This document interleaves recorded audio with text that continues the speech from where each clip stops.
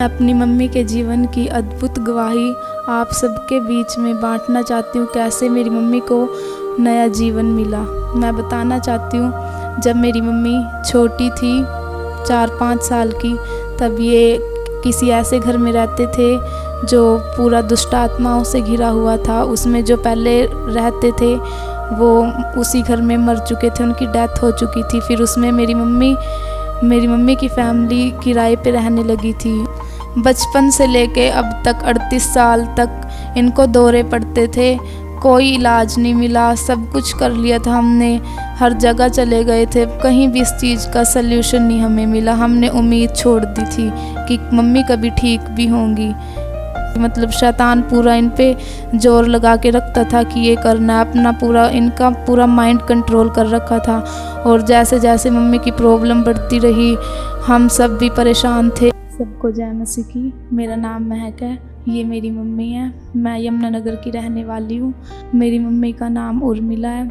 मैं अपनी मम्मी के जीवन की अद्भुत गवाही आप सबके बीच में बांटना चाहती हूँ। कैसे मेरी मम्मी को नया जीवन मिला। मैं बताना चाहती हूँ, जब मेरी मम्मी छोटी थी 4-5 साल की, तब ये किसी ऐसे घर में रहते थे जो पूरा दुष्ट आत्माओं से घिरा हुआ था। उसमें जो पहले रहते थे वो उसी घर में मर चुके थे, उनकी डेथ हो चुकी थी। फिर उसमें मेरी मम्मी की फैमिली किराए पे रहने लगी थी। और जब मेरी मम्मी छोटी थी तो मेरी मम्मी इनको घर पे अकेला छोड़ के, मेरी मम्मी की जो मेरी नानी थी वो इनको घर पे अकेला छोड़ के वो काम पे चले जाते थे।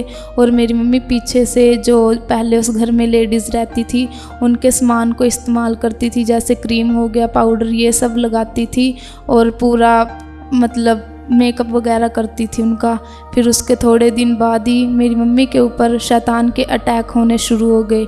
और वो अटैक इतने बढ़ गए कि जब इनकी मैरिज हुई तो वो दौरे पड़ने, ऐसे दुष्ट आत्माएं दिखनी, हाथ पैर मुड़ जाना। और जब इनको दौरे पड़ते थे तो मुंह से पूरा झाग निकलता था और ये अपने होश में नहीं रहती थी। पूरी ऐसे हो जाती थी कि पूरा शैतान ने जकड़ रखा और किसी की नहीं सुनती थी।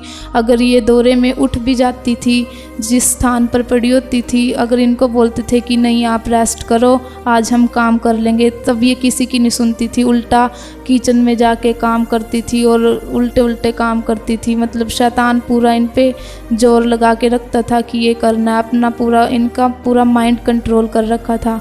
और जैसे जैसे मम्मी की प्रॉब्लम बढ़ती रही, हम सब भी परेशान थे, मेरी पूरी फैमिली। और जैसे हम प्रभु में तो थे नहीं उस टाइम पे, और हम जैसे जहाँ भी जाते थे, गुरुद्वारा, मंदिर, तो हमारी एक ही प्रार्थना होती थी कि कोई तो होगा जो मेरी मम्मी को ठीक करेगा, कहीं से तो इनको चंगाई मिलेगी। मतलब जब मम्मी को दौरा पड़ता था ना, हम इनको देखते थे, इनके मुंह से झाग निकलते थे तो पूरा डर जाते थे, रोने लग जाते थे कि आज फिर ऐसा हो गया। और ऐसा था, इनको जब एक बार दौरा पड़ता था ना तो उसी दिन 1-2 बार, 3-4 बार इनको दौरा पड़ता था साथ। अगर रात को पड़ा है ना तो अगले दिन भी ज़रूर होगा। तो ना पूरा डरते थे। रात को इनको जब सोते टाइम दौरे पड़ जाते थे, जैसे बेड पे पड़ी है तो पड़ी को दौरे पड़ जाते थे, हाथ पैर मुड़ जाना पूरा। एक बार मेरी मम्मी को जब ये खाना बना रही थी चूल्हे पे, तो ना मेरी मम्मी को उसी टाइम दौरा पड़ गया और ये चूल्हे में गिर गई पूरा ना। तो उस टाइम हम बहुत डर गए, रोने लगे, इनके फेस पे डार्क सर्कल हो गए। तो बस उस टाइम ना हमारे घर की कंडीशन भी बहुत ख़राब होगी। सबको टेंशन थी कि ये क्या होता है, किसी को क्लियर नहीं पता था। मेरे डैडी ने झाड़ फूक करवाया, डॉक्टरों से चेक करवाया, सब कुछ करवाया, पर कहीं से भी इनको चंगाई नहीं मिली, कुछ नहीं हुआ। उल्टा उनका गलत इफ़ेक्ट होता था। हमारे घर पे बाबा आते थे, वो इनको देखते थे, हाथ पकड़ के ऐसे चेक करते थे उल्टा। और मम्मी बीमार हो जाती थी, मंजे पे पड़ी रहती थी, कोई काम नहीं कर सकती थी, बहुत बेकार कंडीशन थी।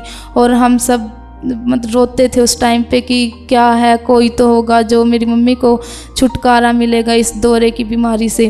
और एक बार क्या हुआ, हम सब घर पे थे, मेरी मम्मी ऐसे ही पेटी के पास खड़ी कुछ काम कर रही थी तो एकदम से इनको वहाँ पे दौरा पड़ा और ये ना पेटी के पूरा नीचे चली गई और जो जैसे नीचे गिरी टाइल पे इनका ज़ोर से सर लग गया और इतना खून निकलने लगा। मतलब ऐसी कंडीशन थी कि कोई भी देख नहीं सकता था। और जैसे ही हमने देखा तो सब रोने लगे कि ये क्या हो गया, और इतना खून इनके सर से निकल रहा था, पूरी बेकार कंडीशन। और इनके बॉडी पे निशान पड़ जाते थे, फेस ऐसा हो गया था इनका कि देखने लायक नहीं था। पूरे ब्लैक ब्लैक सर्कल, निशान और हाथ पैर मुड़ जाना, ये सब इनके साथ होता था। और खाना भी नहीं खाती थी बिल्कुल भी। मतलब इनको पता ही नहीं था कि क्या मुझे करना है, क्या खाना है, कैसे करना, कुछ अपने होश में नहीं होती थी। पूरा शैतान ने इनका माइंड कंट्रोल कर रखा था। जैसे इनको दौरा पड़ा दिन में तो 2-3 बार तो ज़रूर पड़ता था, और जैसे एक हफ्ते पड़ गया तो उससे अगले हफ्ते भी इनको दौरे पड़ जाते थे। मतलब लगातार शुरू हो गए थे इनको ना, बीच में बहुत ज़्यादा इनकी कंडीशन ख़राब हो गई थी। मेरी मम्मी को हॉस्पिटल ले जाया गया, डॉक्टर से चेकअप करवाया तो डॉक्टर सिर्फ दवाई दे देते थे, उनके पास कोई भी इलाज नहीं था इसका। फिर डैडी ने डॉक्टरों को छोड़ के झाड़ फूँक करवाया, मौलवी वगैरह उनके पास लेके गए, उन्होंने भी इनको झाड़ फूँक किया। बस कुछ वैसे कोई भी चंगाई नहीं इनको मिली, कोई पूरी रीति से ना ये ठीक हुई, और उनका उल्टा इफ़ेक्ट हो जाता था। और जैसे ही मम्मी को दौरे पड़ते थे, हमारी स्टडी पे भी बहुत, मम्मी से उस टाइम पे काम नहीं होता था तो हमें अपने स्कूल मिस करके घर पे रह के खाना बनाना, घर का सारा काम करना, ये सब करना होता था। फिर स्टडी पे भी इफ़ेक्ट पड़ रहा था क्योंकि हम अच्छे से स्टडी नहीं कर पाते थे। मम्मी की टेंशन होती थी, फिर घर को संभालना होता था। जैसे डैडी झाड़ फूँक करवाते थे, उन्होंने बहुत पैसे खर्च किए, 50,000 60,000 ऐसे उन्होंने पैसे खर्च किए, पर कोई भी मम्मी का इलाज नहीं हुआ। जो भी कमाते थे डैडी वो मम्मी की इलाज में ही लग जाते थे, पर कभी भी ये ठीक नहीं हुई किसी भी दवाई से, किसी भी झाड़ फूँक से ये ठीक नहीं हो पाई। जो हमसे हो सकता था हमने वो सब किया, झाड़ फूँक करवाया, डॉक्टर से चेक करवाया, पर कहीं भी हमें इसका कोई सल्यूशन नहीं मिला। हम परेशान रहते थे, हमने उम्मीद छोड़ दी थी कि मम्मी कभी ठीक भी होंगी, या ऐसा कोई ऐसी जगह है जहाँ पे मम्मी ठीक हो जाए। बिल्कुल भी हमने, सारी फैमिली ने, हमने उम्मीद छोड़ दी थी इस चीज़ की। बचपन से लेके अब तक 38 साल तक इनको दौरे पड़ते थे, कोई इलाज नहीं मिला। सब कुछ कर लिया था हमने, हर जगह चले गए थे, कहीं भी इस चीज़ का सल्यूशन नहीं हमें मिला। हमने उम्मीद छोड़ दी थी कि मम्मी कभी ठीक भी होंगी। उसी दौरान हमें कंचन मित्तल मिनिस्ट्री के बारे में पता चला, किसी ने हमें सुसमाचार दिया। जैसे ही हम कंचन मित्तल मिनिस्ट्री में गए, वहाँ पे हमने मीटिंग अटेंड की, टेस्टमनी सुनी। जैसे एक लेडीज़ टेस्टमनी दे रही थी कि वो दुष्ट आत्माग्रस्त थी और प्रभु ने उनको छुटकारा दिया, तो उस टाइम हमारे अंदर भी एक आशा जगी कि हाँ, हमारी मम्मी भी ठीक होगी।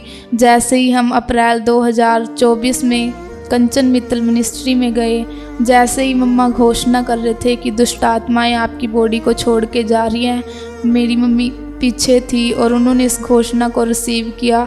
जैसे ही वो प्रार्थना को सुन रहे थे तो वो नीचे गिरे और उनको उल्टी जैसा मन हुआ। जैसे ही इन्होंने उल्टी की, जैसे ही मम्मी घर आई और इन्होंने खुद को चेक किया कि ये पहले से ठीक थी और इनके दौरे पड़ने भी बंद हो चुके थे। 1 साल हो गया है कंचन मित्तल मिनिस्ट्री से जुड़े हुए। मम्मी पूरी रीति से ठीक है, फ्री है, आज़ाद है। अब इनको कोई दौरा नहीं पड़ता और ये पहले से बहुत ठीक है। हमसे प्यार से बात भी करती है और काम भी अच्छे से करती हैं। ना कोई गुस्सा है, ना कोई लड़ाई झगड़ा है। हमारे घर में भी सुख शांति है। हमने प्रभु को जाना, एक नई उम्मीद जगी और परमेश्वर ने मेरी मम्मी को पूरी तरह से फ्री किया, आज़ाद किया। मैं परमेश्वर का धन्यवाद करती हूँ कि 38 साल के मिर्गी के दौरे से मम्मी को छुटकारा मिला और ये अब पूरी तरह से ठीक है, फ्री है, आज़ाद है।